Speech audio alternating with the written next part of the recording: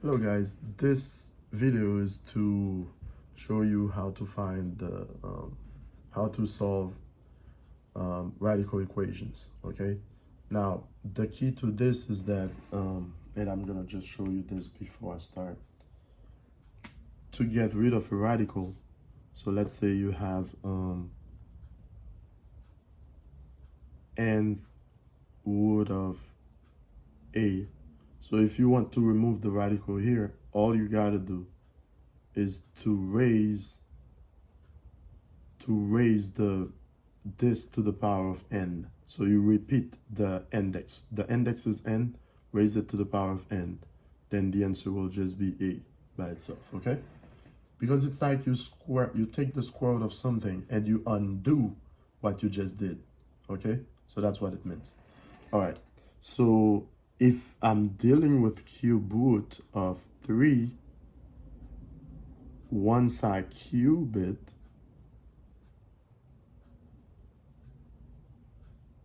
it should give me 3.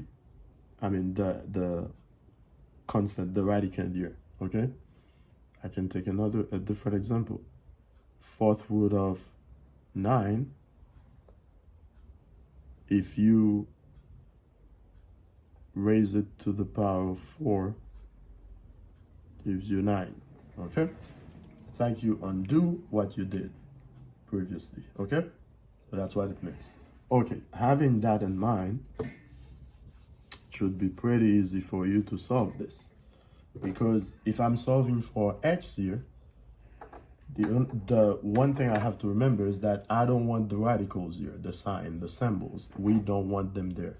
So, okay, that's why, since it's the square root, I'm gonna have to square both sides. So I'll have 5x minus 8 squared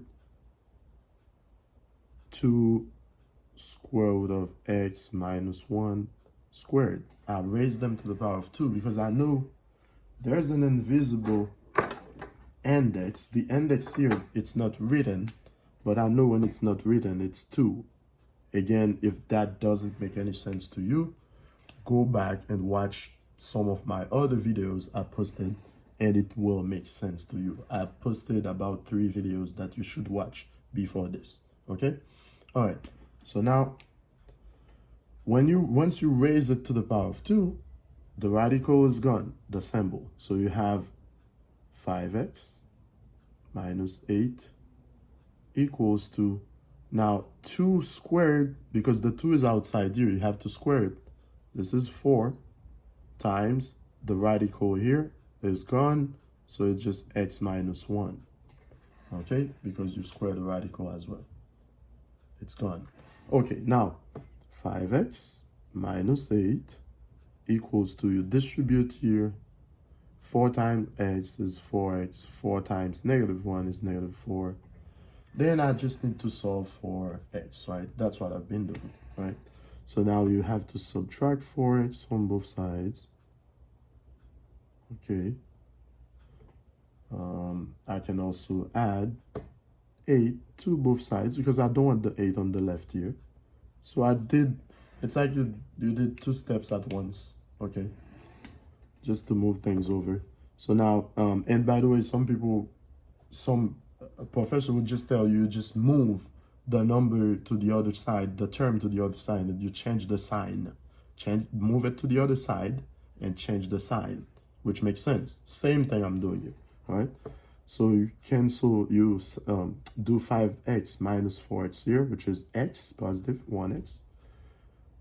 8 minus 8 canceled out, equals to 4x canceled out, negative 4 plus 8, positive 4. Okay, so this is x equals positive 4. You're done. Now, is this answer right? We don't know yet. We gotta check. So when it comes to radical, you gotta check, guys. Go back to the original problem and replace the x, the variable, by its value. Its newly found value, which is what? Which is 4. So now it's 5 times, and I'm gonna put it in parentheses here so I can show you exactly what I'm doing. So it's 5 times 4 because I'm replacing x by the value I just found, and I put 4 here. So I replace x from the original problem. Now, right here, all you got to do is just follow the steps and do the math. Square root of 5 times 4 is 20. 20 minus 8, 12. Okay, all right. And what else? 2 times 3, right? This is square root of 3. All right. So now, what else can you do? Well, you learned from one of my other videos that you can actually reduce this. It's the square root. You can simplify it because you can split this into 2 parts here. Square root of 4 times square root of 3, because 4 times 3 is 12. And I'm doing that because 4 is a perfect square, right?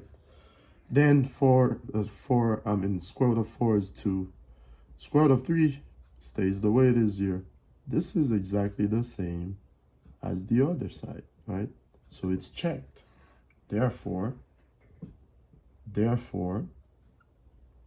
the solution will be what you found, which was x equals 4. You just check and you see that it's the right answer.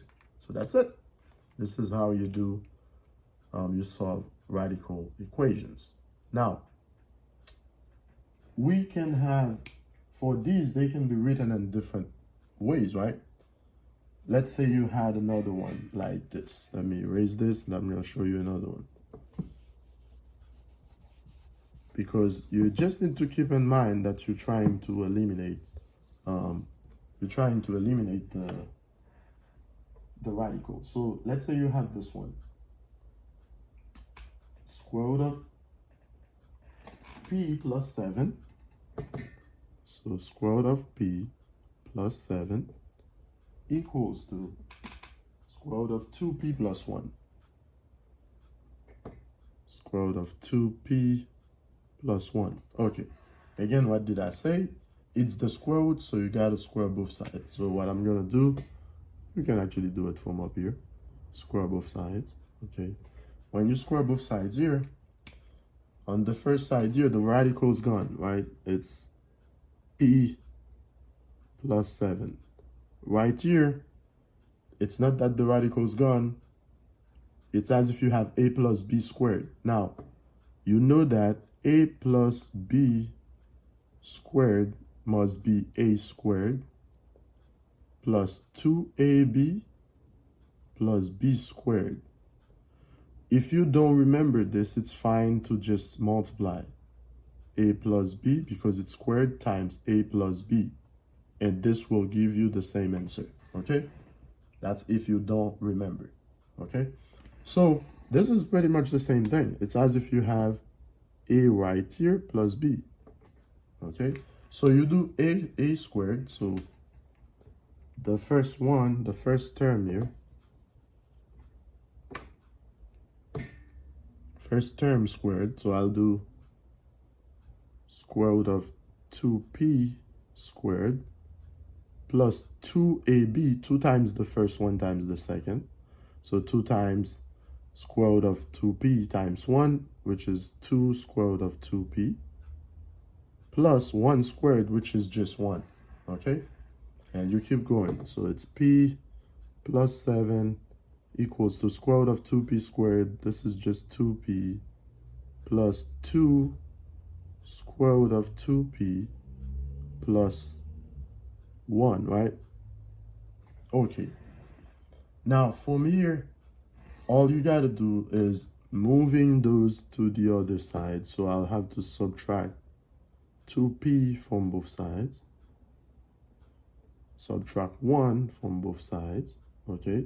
Therefore, I'll end up with negative p plus 6 equals to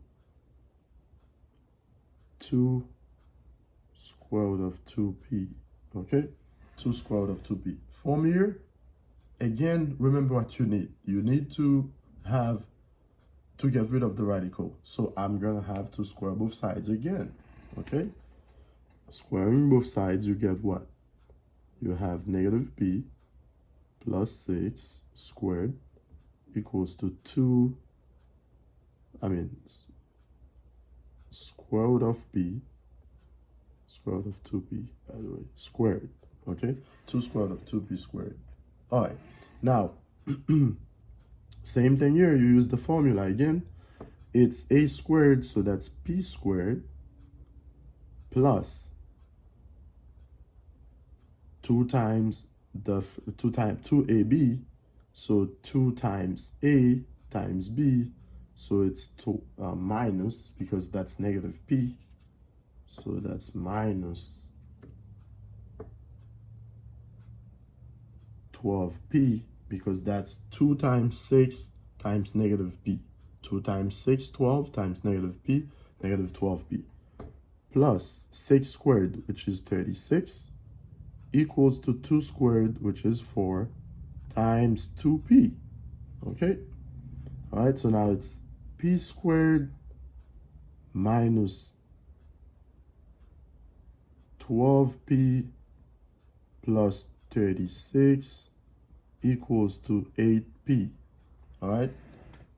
Now, from here, remember you need to, what we're doing here, in this case here, I need to add, or in this case, subtract, by the way, subtract 8p from both sides, because I need to, this is quadratic, a quadratic equation, so I need to subtract 8p from both sides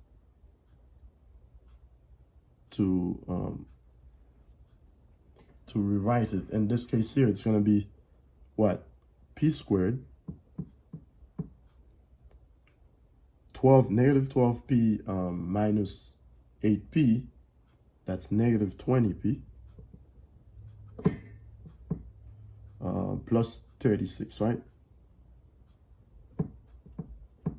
Equal 0, okay? Plus 36 equals 0. Now, now from here, what else can you do? Okay, well, it's not that bad. You just need to try to use a method you know to solve this, because now it's not a radical anymore, a radical equation anymore. It's a quadratic equation. So now what do? You can solve this by factoring, because this is factorable. By the way, I explained something like this, how to factor trinomials, in another video I have, so this should be pretty easy to you if you watched it. Okay, so I'll put, it's a plus sign here, so I don't have to explain all that because you can watch the other video. This would be 18, so p minus 18 and p minus 2, because 2 times 18 is 36, okay? Now, set each one to 0.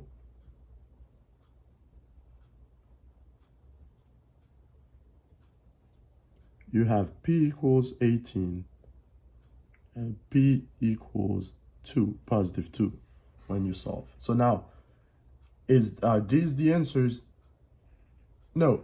If you check, when you have to check the answers at the end. So remember again, it's quadratic. It's you are dealing with radical equations. So go back to the original problem and check.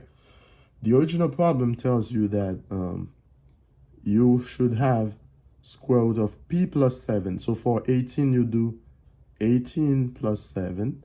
And this should be equal to square root of 2 times 18. 2 times 18 plus 1, right? And let's check. So that's square root of 25. Square root of 25 equals to square root of 36 plus 1. Square root of 25 is 5. Square root of 36 is 6 plus 1. This is not right. This is not right. So you know you got to reject. You got to reject the 12, right? So this is not part of the solution. And you keep moving. Now you check for 2, okay? You check 2. When checking 2, you got square root of 2 plus 7 equals to square root of 2 times 2 plus 1. Now, square root of 2 plus 7 is square root of 9. equals to square root of 4 plus 1. Now, square root of 9 is 3. Square root of 4 is 2 plus 1. So 3 equals 3. This is checked. So the P equals 2 is the solution. Okay? Therefore, this guy is the solution. So the solution to this problem is 2. Okay? Solution to this problem is 2. Remember, you had to reject the 18. So this is how you solve radical equations.